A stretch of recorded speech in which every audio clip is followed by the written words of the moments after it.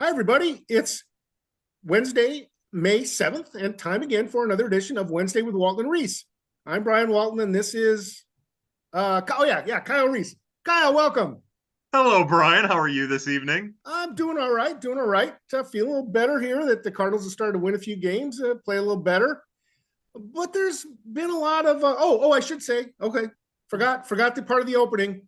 You are watching this on the cardinalnation.com in video form, and audio is at the Scoop Sports Network and all your favorite podcast apps. That didn't pay for our bills because we don't have any bills and we don't get any money from revenue from advertising either. So there you go. Yeah. But it felt like the right thing to do. We did it. Yay. So kind of exciting here over these last few days where Gordon Graceffo and Michael McGreevy picked up back-to-back wins in major league games, not games in Memphis, but on the big stage. But, we're not really sure how they're going to be used and what kind of staying power they're going to have. It's funny, the part of the reason Michael McGreevy started the year down at AAA is because of some of the concerns with pitching depth. So it's been interesting to me to hear that one of the things the Cardinals are going to do, at least in the immediate future, is make Gordon Graceffo a relief pitcher, like a genuine, actual relief pitcher. I'm sure he might get a couple multi-inning appearances here and there. Maybe he's going to take on the role that they had hoped Kyle Leahy was going to fill before he ended up earning a chance at more high leverage. But it sounds like that's what Gordon Graceffo's role is going to be as he starts to take on a role in the Cardinals bullpen. But look, what an exciting weekend for those two, and for Cardinal fans. When you sweep a doubleheader like the Cardinals did, I don't know. It seemed like a really positive thing. And winning a couple of games, close games that you'd say, okay, when's the other shoe going to drop? Right? We're all saying, okay, how are they going to blow this one? And they didn't, either one. Yeah. Yeah, and I think we learned a lot more about Michael McGreevy this time around than we did in other starts. He was great in his couple starts last year, but I do feel like we learned more about him here. That to come in relief in that situation, in a tight tie game, and to finish that game, and one of the things he struggled with a little bit in the minors. I'm sorry for interrupting you. Please, yeah. Not just any game, but the team that had the one of the best records in baseball. So this, they weren't playing the Marlins here. Yeah, and also face some of the, it wasn't like they were sitting players out either. That was a tough lineup. He came in a tough situation against kind of the heart of the lineup, and he pitched out of it. He was helped out a little bit here and there too. But that's what happens when you're kind of a contact pitcher. But I just feel like we learned a little bit about his mettle. In the minors, he was really struggling with his fastball and his cutter command. I thought between his sweeper, which has been his catalyst pitch all year, between his sweeper and his fastball and sinker, and then his cutter, those are the promising things that we saw last year. And that we saw it spring again, that made us think that this is a rotation, if he stays healthy, mainstay for many, many years, whether it be the middle or the back of a rotation. So, but right now, when are we going to see him against St. Louis? McGreevy is still number 7, right? And once in a while they go to a 6-man rotation, but they haven't got to 7. And it's good news, obviously, that nobody's hurt. I'm sure some people out there would like to see, some of the struggling guys get hurt. We never want that. Never. But we want to see McGreevy get his chance, and it's just not clear when that's going to come. Probably after the trade deadline, assuming they continue to be in 4th place and below 500. Yeah, and I heard on the Gas House Gang today, just a little clip, so I don't really have the context of it. But apparently Oliver Marmol goes on with on KMOX on the Gas House Gang once a week on Tuesdays, and I believe he said today that they don't really have an opportunity for a 6th man in a 6-man rotation for the near future. So it does look like Steven Matz is going to finally transition to that, whether it be high leverage, which is what I think it'll end up being, or multi-inning role, that he's going to be pitching out of the pen. So now you have a very interesting potential starting depth quandary if you go a month without anybody getting hurt, and then all of a sudden you have a couple pitchers hurt. So, well, I think and I think the Matt situation, you're right. I mean, if he's not going to be stretched out enough to go 4 or 5 innings, then you could have a bullpen game if it's a isolated incident. But if it's a Sonny Gray's out for 30 days kind of thing, then you're right. Maybe McGreevy finally does get his chance. Yeah, it could be a really interesting next month for the Cardinals. Not only because they're knocking on the door of 500, or because we have the trade deadline just 1 month closer, but this is when I guess we have our first month of regular baseball that isn't so impeded with days off and the pomp and circumstance that begins the start of the year. So yeah, big month of May for the St. Louis Cardinals, Brian. So let's talk a little bit about the bullpen. Um, a lot of shuffling of bodies. Roy Crofton, Munoz up, Swanson and O'Brien down, Munoz back up.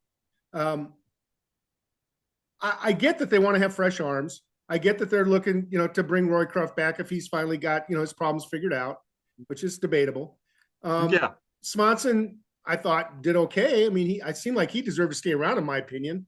But what people aren't really talking about is this issue that a few years back, the Players Union and Major League Baseball kind of had this discussion about teams that were constantly toggling players up and down, and most often it's relief pitchers. And so they instituted a limit that says players can only come up and down 5 times in 1 year. Well, I haven't been counting it. And Munoz, when they come up for the 27th man for a doubleheader, that doesn't count. Or if they replace a player who's injured, that doesn't count. But you can figure out that, we're only, 5 weeks into the season. And some of these guys have been up and down multiple times already. If they're not careful, they're going to get to August and September and have guys that they may need but aren't eligible to come back. So I get, and Oliver Marmol's trying to win games right now. No, and I get that. Cardinals are trying to win games because they're trying to get butts in the seats. Can I say butts on our telecast? You did. I can say it. I can say butts in the seats. Yeah. I can say fannies. I might even say asses, but yeah. I don't want to get too polluted by you, Kyle. It's I've ruined you. Yes, you have.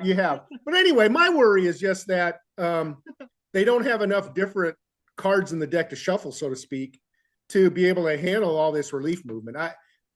I know it's maybe I'm prematurely worried about it, but it's something I've been thinking a lot about. It's really interesting. Roddery Munoz already feels like he's been up and down 10 times. You could have told me he's been called up once every 3 days, and I'd say, yeah, that happened. I would agree with you. So it is something I'm sure they're keeping an eye on, but it's definitely one of the low-key building storylines. Obviously, since some of these guys have only been up and down once or twice, it doesn't seem like it's important now, but it is something that I'm glad you're keeping an eye on. I'm glad you're already thinking about, because I could see it very well being a through line for our Wednesday conversations for the next 4 months. Especially, we don't want this. We want to see the Cardinals make a push. We want to see them make the playoffs. But if they get to the trade deadline and all of a sudden they're trading off assets, then that number, the amount of times you can be sent up and down, becomes even more interesting. So yeah, I'm really glad you're on top of that. Right, because assuming, and what you're alluding to, I'm sure, is assuming they're going to be making trades, they're going to be trying to find the Tekoa Roby, Sajacy kind of talents, not guys they're going to plug into the major league roster right away. Yeah, maybe they bring in a John King as an add-on, but chances are good they're going to net down major league players, which puts more pressure on Memphis to supply the fill-ins. Yes. Yeah. I don't know if this is a good segue or not, Brian, but one of those somewhat fill-in players, but also more minor league depth options that they've had. When at the trade deadline of 2023, they traded for Drew Rom. Drew Rom was part of the return. And it's been nice to see Drew Rom make his first rehab appearance for Palm Beach this year. I know it's kind of a harsh segue, especially for someone who's not really on the 40-man anymore, but that's kind of what you're looking at the deadline. Guys have earned their way back before, and Rom's obviously had some serious health problems. We'll see how he does when he gets back to AAA. I thought where you were going was Brody Moore. Yeah. Well, I'm ready to talk about Brody Moore throwing 40-mile-an-hour floaters anytime you want. Hey, he topped out at 56, so he was really getting it up there. Brian, honestly, and I know that people want content that is baseball related, Cardinal related, but if you could throw one pitch, right? You had one pitch and you were guaranteed your arm would not hurt the next day. How fast do you think you could throw?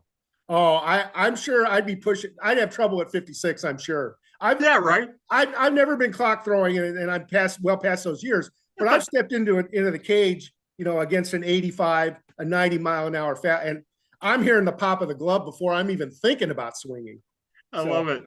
Yeah, so it's funny. I'm making fun of Brody Moore throwing up those little floaters, thinking to myself, if I don't think I could get to 46.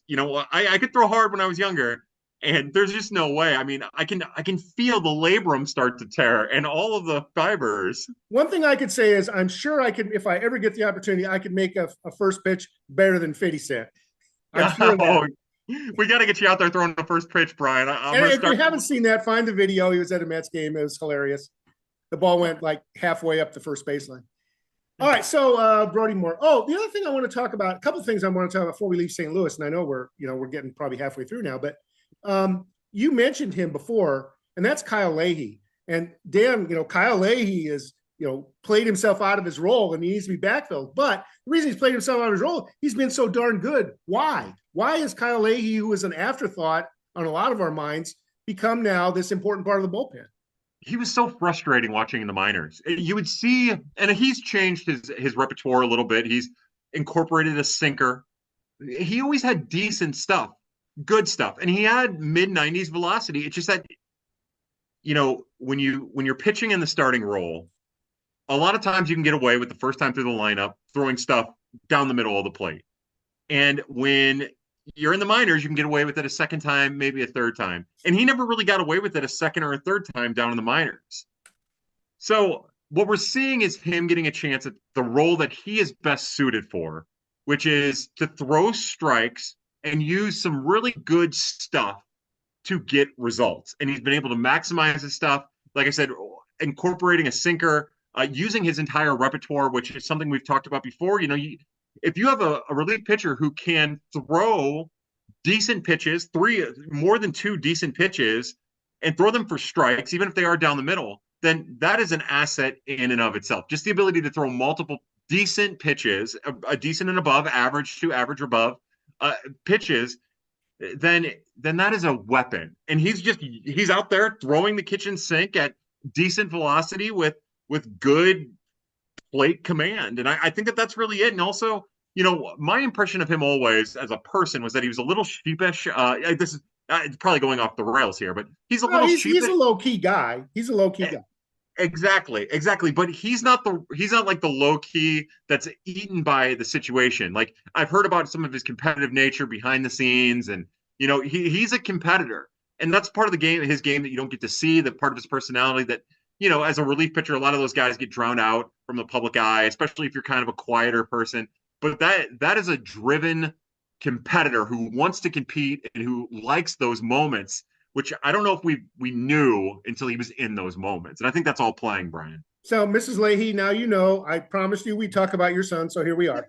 Yes. All right, yeah. So the other thing that I want to talk about a couple of things before we leave the major leagues. Of course, the Cardinals were playing the Mets this weekend. I had a chance to watch the games on SNY, so I got to hear what the other side said. And it's always fun to listen to Keith Hernandez and tell stories. And he happened to be there while the Cardinals Hall of Fame was announced.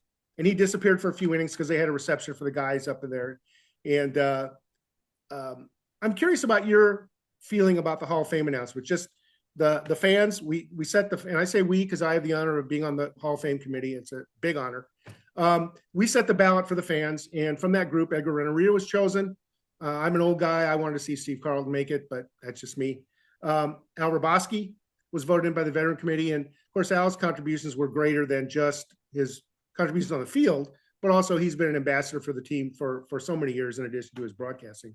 And then the late Walt Jocketty, who of course just passed recently, that was an ownership selection. And one of the things that's happened, to give you a little look behind the curtains, in these committee meetings, the DeWitts both, as well as Mozeliak, participate completely. They don't just come in at the beginning and set the stage and leave and come back. And it was known that Walt Jocketty was sick for some time. And the ownership, wanted to make sure that he was recognized, and they talked to him right away to let him know, so that even though he's not going to be able to be there, obviously at the ceremony, Walt knew that before his passing that he was going to be honored that way. And I think that's really, really appropriate for a guy who was, basically the architect and built, he was there before the DeWitts, built the structure that is the Cardinals that carried them for so long. Any feelings you had about the Hall of Fame announcements? I like that with Hrabosky and Mr. Hrabosky and Mr. Jocketty, that it really does feel like honoring the history of the St. Louis Cardinals. Maybe not necessarily. Well, Mr. Hrabosky was a great Cardinal, and since I was born, little background, I was born in 1986, And I don't really have as great of a knowledge other than the stat line and the videos and the quirkiness. And, for me, Al Roboski is the broadcaster and the guy who was giving color commentation on the television screen. Then when he phased out of that role, he was the guy who you see down at the stadium shaking fans' hands and just saying hi and talking with them. And like I said, we've talked about it before. My brother Scott, he'll get us green seat tickets, and he's hanging out just talking with people as if he's a fan, as if he's you and I at a bar stool. Side story. I got to interject. So Please. I was living in Minnesota at the time. I got tickets to the Rick Ankiel playoff game. The Rick Ankiel no Mike Matheny game. And I'm sitting right behind home plate, single seat by myself. And who's sitting right in front of me but Al and his wife. And so I ended up getting a conversation. I'm just Joe fan at that point. That he didn't know me from Adam. Very kind. I had passed him my ticket. He's signed the bag. I probably have it somewhere. I don't know. I'm not a big autograph guy. But yeah, Al is definitely a man of the people. And he's a guy that, it's probably his recognition was overdue. But, now with the passing of Mike Shannon, he's kind of that guy that's been in the community and is a glue to the, of course, Mr. Brock has passed. And so, I think it's very appropriate to honor Al as well. So I love that. And I love it for Mr. DeWitt. I know it meant, I heard, I forgot who I heard talking about it now, but they were just talking about how much it meant to the family, how he has crafted part of his Hall of Fame speech. I believe that one of his daughters is going to get to read that. I just love that. Again, you talk about Edgar Renteria. I think it's fitting that Edgar Renteria makes the Hall of Fame and is kind of a symbol of all, in some ways, of all the great things that, Mr. DeWitt was capable of doing. Like, that's a tough move to acquire Edgar Renteria. You're talking about Jockey. You're talking about Jockey. Oh, that's why I said Mr. DeWitt. Jeez. I'm sorry, boy. That's okay. He approved the moves. He was the guy on top. I've got DeWitt on the mind. No, Mr. Jockey, like, that's a heck of a move to pull off. And I love that Edgar's going in. And really, that's my thought. Look, I'm not one of these people who gets crazy about the Cardinals Hall of Fame. It's a museum, and I just think it's really awesome that these players will get a chance to be honored. And I'm anxious to see Edgar Renteria. I haven't seen him or heard about him or anything since he was with the Giants becoming a World Series hero. So I'm really excited. Again, a guy maybe kind of like Kyle Leahy we were talking about, very low key. Didn't talk to media much. His English was much better than he put on. But Tony La Russa used to call him a captain. And he wasn't the captain because there wasn't a captain. But that was the role. And, I'm sure part of it was to build Renteria's confidence. But part of it was that he was a glue guy in the lineup with a lot of stars. One other thing I want to come back to, Kyle, about the Mets series again. One of the things that they focused on and did a whole feature on was the Mets pitching lab and how the pitching lab is so important to their success. And I saw you retweeted a clip about that. The pitching lab, is one of these terms that you really don't want to hear about anymore because the Cardinals have supposedly been implementing it for like the last 5 years, and really nothing's happened. Now, maybe with Matt Pierpont and the new guys are making progress there, but kind of what's your take on all this in terms of pitching development? Yeah, pitching development has taken the biggest step forward in the last 5 or 6 years, and it dates back really to 10 years. And I feel like we've been talking about the Cardinals. As a matter of fact, at Blogger Day every year, one of us asks, how goes everything down in Jupiter? Can you give us an update on the pitching lab? And Mo is cordial and nice when really just trying to say, hey, look, we're trying to get construction off the ground. It's been tumultuous. COVID kind of ruined it. And also maybe we didn't plan out the best and the Marlins are the worst. But he's really diplomatic about it, as you would assume. But it's very important to be as technologically advanced as possible. You need pitchers with good pitchability, of course, but you have to maximize them. So I like the fact that the pitching lab is still a part of the Cardinals' future down at Palm Beach, down in Jupiter. I think that that's important moving forward. And I don't think it can be underestimated how important it is on the pitching side, because pitching, again, continues to take the biggest leaps and the biggest jumps from a technological standpoint, from an understanding how the body works standpoint, even though everybody's injured all the time anyways. But all of these things are really important. And it's important to stay at the forefront because that's how now that we know so much about pitching and the way the ball moves and the way the body moves, that's how you can stay competitive. That's how you have a cheap investment into a long-term competitive edge by staying at the forefront of that. Even as an old baseball-loving, keep the ball on the ground kind of person, you have to be forward-thinking. You have to be able to utilize all of the tools at your disposal. So as it's as good to see well that. as well as keeping the guys healthy. That'd be kind of nice too. Boy, how nice would that be? That's another rant right there. I'm gonna stay off of it, Brian. I'm All gonna right, all stay right, off all of it. right, all right. Sorry, I shouldn't feed you. Shouldn't feed you. So Cardinals announced on Tuesday their pitcher and player of the month, and Josh Cross from Palm Beach, who we've talked about every week all year because he's been really good every week all year, is leading the system in pretty much every major category: home runs, RBI, slugging, OPS. Not to belittle his accomplishments at all, Josh Cross has been head and shoulders the best offensive player in the system. A little bit more controversy on the pitching side. The way that I pick our winner at the Cardinal Nation is I take the top dozen or so guys in terms of ERA, or the bottom ones, I guess, if you really mean numbers, but the best one, the best ERAs, and then I analyze their results and dig deeper, look at FIP and XFIP and strikeout rates and all. And I ended up with Brandt Thompson as a winner from Palm Beach. Not that Brandt Thompson's the best prospect in the system, not saying that, but he had one heck of a good month, like a 1.59 ERA, and his FIP was in the twos, I believe. But the Cardinals came up with Ixan Henderson, who at first blush, you say 2.79 ERA. Among pitchers with at least 10 innings last month, that ERA was only 13th best. Yeah. Yeah. It's like, wow, he didn't even make my finalist list. Ooh, did I screw up? And I looked at his FIP and it was 192, but his XFIP was 351. Now, the Cardinals didn't mention FIP. They don't even mention advanced stats in their selection process of how they pick the pitcher of the month. And, certainly Ixan Henderson is a good, better prospect than Brandt Thompson, no doubt about that. Yeah. But those guys, they got to their place different ways. Yeah, I think this is an interesting one where I think where he's at probably plays into it. Being a double A, I think plays into it. I also think, on a very rudimentary level, the strikeout rate, I think that there's a difference of like a 6% strikeout rate there. Brandt Thompson, but Thompson didn't walk anybody all month, right? I mean, I was going to say, or maybe one guy, right?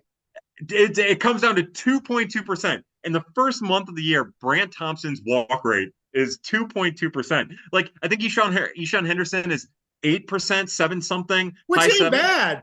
It's amazing. 8% is like, oh my gosh, we've got a guy who's only walking 8% of hitters. But a guy whose strikeout to walk ratio is 16-1. It's like, yeah, wow, yeah, crazy. So anyway, so both guys did well. Yeah, and I think that's good. I do wonder who, I don't think it would have been McGreevy. I do wonder if McGreevy would have got the nod. I think that really so much good is going on at Palm Beach with a lot of the arms. So for Jason me, Savacool, 1.29 ERA. That's a guy that deserves to be kicked upstairs. Yeah, and if you're going by counting stats, he has more strikeouts than anybody in the on the farm with 26. So yeah, I just think I think really probably came down to rewarding the guy at the higher level, especially because there are so many good pitching performances at Palm Beach. I just wonder if that was weighed in. Also, with so many players, with so many pitchers getting hurt at the upper levels, it's probably a nice little distraction to be like, oh, by the way, we've also got Ixan Henderson. Don't forget about him while everybody else is hurt. Well, yeah, there you go. And, watch this space next month because now the complex league is going. So I'm going to find obscure rookie guy to pick as the pitcher of the month for me. I'm telling you right now. And the Cardinals, like you said, will pick McGreevy or Graceffo. Well, not Graceffo, but McGreevy or, one of the guys further on. One of the guys I want you to talk about, frankly, really quickly, Cade Winquest, starting at Peoria, seems to be getting his sea legs, so to speak. God, he's frustrating, Brian, and I'm sure no one's more frustrated with himself than he is. Last week was his birthday, and he pitched on his birthday, and he could not have pitched any worse. And it's really frustrating because this is a right-handed arm who's 25 years old with some really, really good stuff. I won't get into the measurements because when I start talking about horizontal break and everything, I clearly don't know what I'm talking about, even though but look, he has at least one fastball that is high 90s and is electric, at least one breaking pitch that just plays beautifully off of his heater. And he started throwing a changeup a little bit here and there that's 90 miles an hour and fades away from lefties. Now, the issue with Cade is that he has nothing for command. Again, if you're scouting from 20 to 80, it's 30 at best, even with his fastball, which is troublesome. But tonight, I'm watching Peoria and I'm watching him and I'm focused because his command was so bad on his birthday. It was so bad last week in his start last week.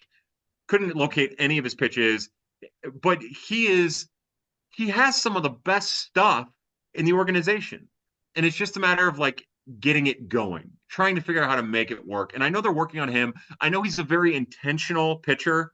He's got kind of a Sonny Gray quality about him from a preparation standpoint. And the rest of it is aside, but like that's big praise. Well, exactly. He's very deliberate about everything that he does, about his mechanics, about the work he puts in. And sometimes I wonder if it's just a little too much. Who am I? I don't know the guy. I don't know what goes on, but it seems like everything is so deliberate. And when things go out of whack, you can really see stuff start to like unravel on him. So he's just one of these other interesting arms that you might see as a 25-year-old at high A and be dismissive of. I am glad that the Cardinals are still continuing to give him a chance to start. I think more than likely his best chance of making it to the majors, if he can find command, is as a reliever, where his fastball and his big breaking pitch can kind of play off of each other. But that is an arm that I don't think I talk about enough, other than when I'm watching him. And it's a shame that it's either, oh, this guy is so incredibly frustrating, he can't throw a strike, or wow, that's a 3-4 pitch mix that he just struck a guy out. And that guy swung 3 times, threw a fastball over the top of a changeup, and didn't come close to a swoopy breaking pitch.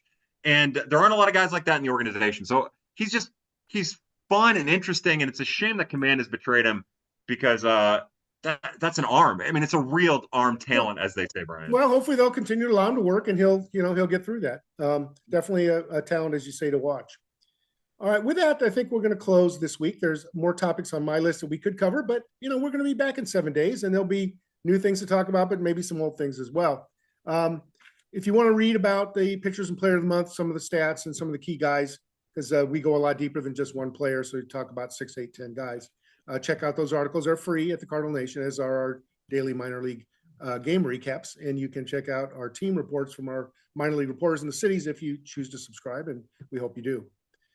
With that, I will close the May 7th edition of Wednesday with Walton and Reis, and thank everyone again for watching and listening. Kyle, thank you. Thank you, Brian.